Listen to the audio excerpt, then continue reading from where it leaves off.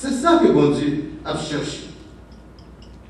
Bon Dieu ne peut pas laisser l'impressionner, mais c'est lorsque nous devons faire volonté. Et en plus, le monde commet erreur, ça, que bon Dieu, c'est pour nous que lui. Il pense comme nous, il réfléchit comme nous-mêmes. Il n'a pas réalisé que ces valeurs, les valeurs de Dieu, ses normes, ses standards, il est tout à fait différent, comme nous dit dans Isaïe 55 ans. Bon Dieu n'est pas obsédé par la quantité de personnes. Il n'est pas obsédé par. Bon Dieu n'a pas de problème ça. À titre d'exemple, Jésus était lors de son ministère sur la terre. Il a prêché un message. Il dit que si on ne pas manger chez moi, pas boire sans moi, pas bien la paix éternelle. Il faut là partir quitter lui. Et il tourne regarder vers les disciples, il dit nous-mêmes, ça n'a fait. Pour que ça ne parle pas. Jésus, en tant que c'est mon pasteur désespéré, il a dit, oh, mais il faut la quitter, même moi avec seulement 12, ça m'a fait. Il dit, et nous-mêmes, ça n'a fait, pour que ça ne parle pas. Ouais, ça, est-ce qu'il a cherché la quantité? Il a cherché la qualité.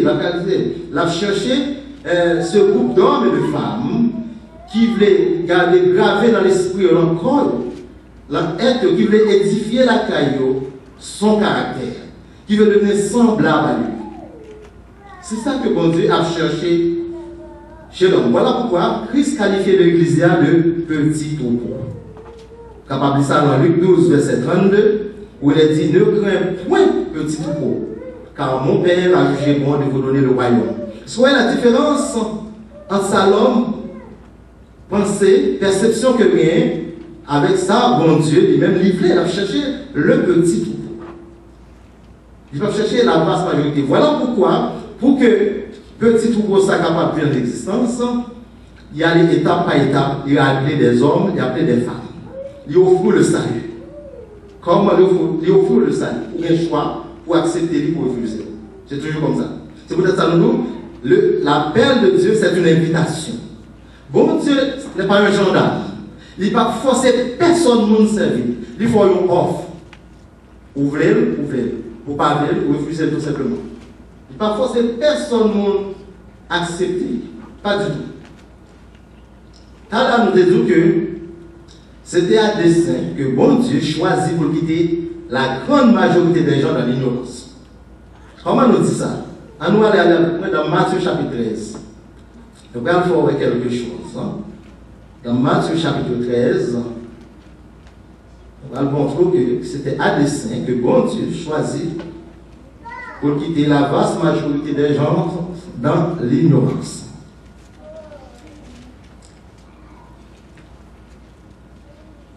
Verset 10. Jésus venait tout juste de donner une parabole à la grande foule. La foule qui s'était réunie autour de lui. Et disciples, naturellement, Jésus a l'habitude pour parler en parabole. Imaginez-vous, Jésus, le Fils de Dieu, est venu pour sauver l'humanité. Comme on dit souvent, c'est vrai, c'est une vérité. Il est venu pour sauver l'humanité, ça c'est vrai. Mais voilà que il prend plaisir, lorsque le réunit avec la foule là, il va parler ouvertement ensemble avec eux, parler en parabole. Et les disciples ont constaté cet état de choses. À un moment donné, ils regardaient Jésus là, dans verset 10, ils disent, puis nous allons causer pour nous parler ensemble avec vous. Et les disciples s'approchèrent et lui dirent, pourquoi leur parles-tu en parabole? Tu es venu pour sauver l'humanité, tu es le sauveur du monde. Pour qu'ils soient parlés en parabole avec eux pour ne pas saisir le sens de ta parole. Jésus répondit au verset 11, très important pour qu'ils m'écoutent. Au verset 11, Jésus leur répondit, dit, monsieur, parce qu'il vous a été donné de connaître les mystères du royaume et que cela ne leur a pas été donné. Ça, c'est de la discrimination, n'est-ce pas? Il y a un parti pris ici. Voilà Jésus venait de parler à la foule en parabole. Et lorsque je ne disciple en particulier, disciple de pourquoi ils sont parlés avec le peuple en parabole? Jésus répond de son façon. Il ne va pas avoir droit pour comprendre. Mais à nous-mêmes, nous avons le droit pour nous comprendre. Ça nous comprendre dans ça, nous nous écoutons là.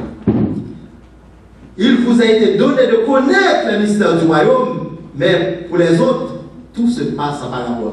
Pourquoi? On va continuer la lecture pour vous. Car on donnera à celui qui a, il sera dans l'abondance, mais à celui qui n'a pas, on ôtera même ce qu'il a. C'est pourquoi, écoutez bien, c'est pourquoi je leur parle en parabole, parce qu'en voyant, ils ne voient point, et qu'en entendant, ils n'entendent, ils ne comprennent. Est-ce que ces gens-là sont destinés à aller dans l'enfer?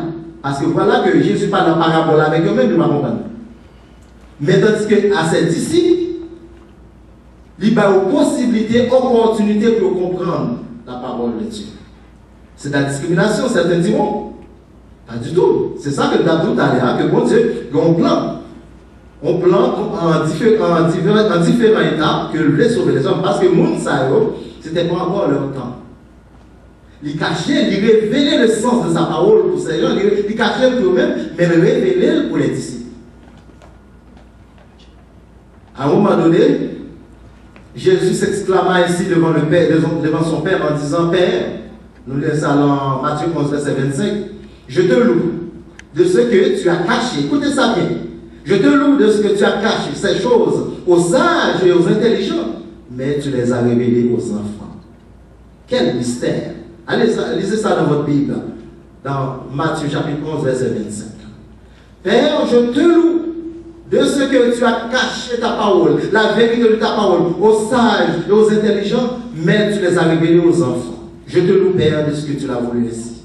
Nous faisons louange pour vous parce que vous voulez comme ça.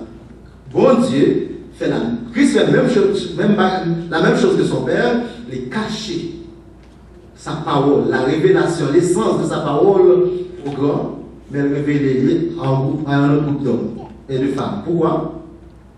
Selon son dessein éternel, il n'est pas disposé à sauver tout le monde à la fois encore. Au risque de me répéter. Il choisit pour qu'il sauve chaque monde n'entend pas. Voilà pourquoi je dis qu'à travers les siècles, il a appelé les patriarches, il a appelé les prophètes, et plus tard, lors de la fondation de l'Église, il continue à m'appeler des gens, mais pas la grande foule. Parce qu'il connaît comment il va le sauver. Et il dit à supplier les gens pour venir convertir. Il a supplié les gens pour venir présenter devant un podium, pour mettre à genoux, pour mettre mes sous-têtes, pour capable de sauver pour bon Dieu. C'est comme si il besoin de bon Dieu, mais bon Dieu est capable de sauver. Si bon Dieu veut sauver toute l'humanité demain matin à présent, il y a pouvoir. S'il veut ça demain matin, il a fait tout le monde sauver. Mais ce n'est pas le temps. Il choisit pour faire ça en différentes étapes que nous disons. Alors voilà pourquoi maintenant, dans Jean 6, verset 44, maintenant, ça c'est texte d'Orno, dans Jean 6, on a pris deux versets pour même, Jean 6, verset 44 et 65.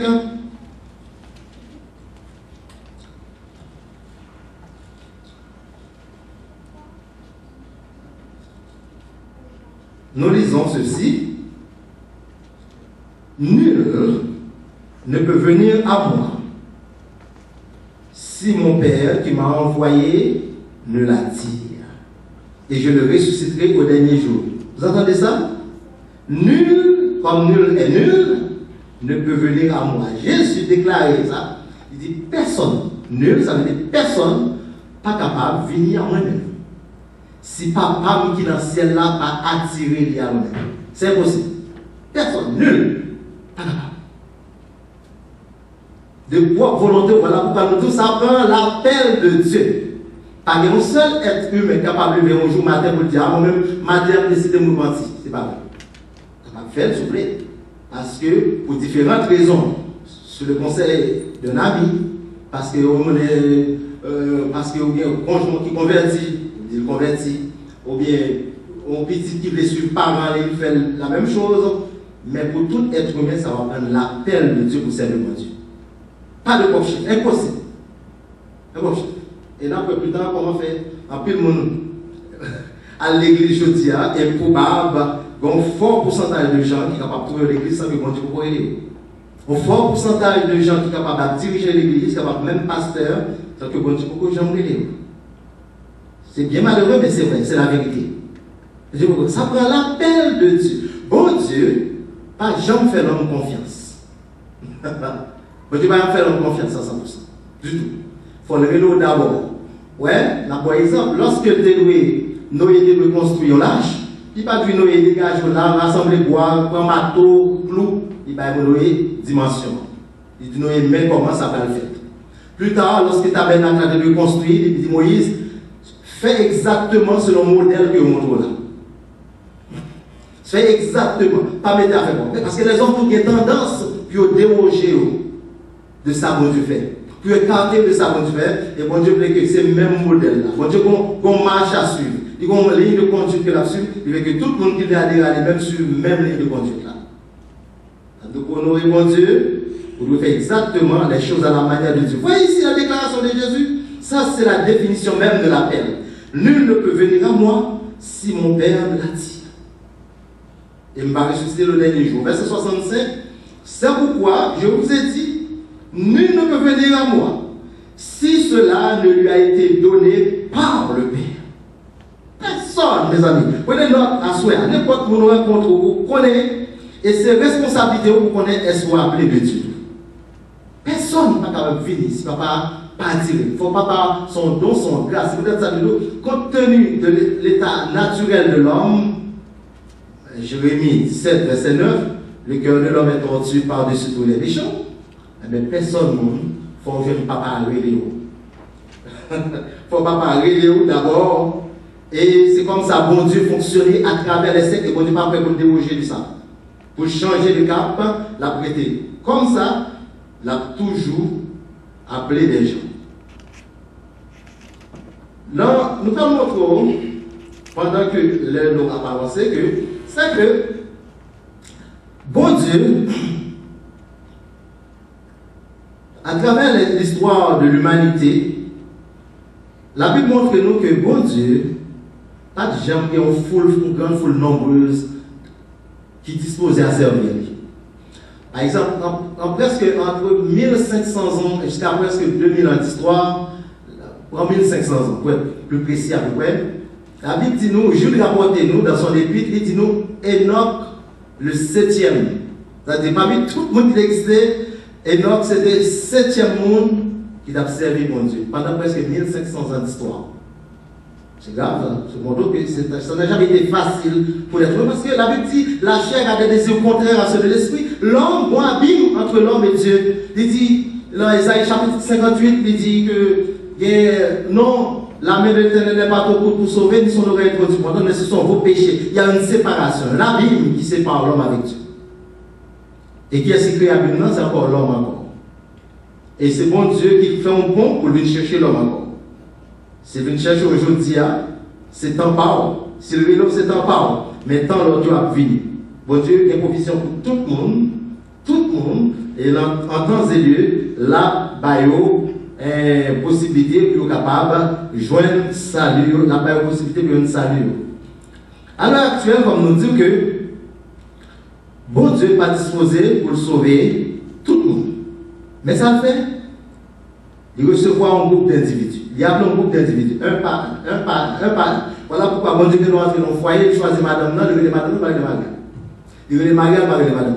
Ou bien forcément, il dit, il faut convertir, pour nous capables de développer ensemble. C'est pas bon.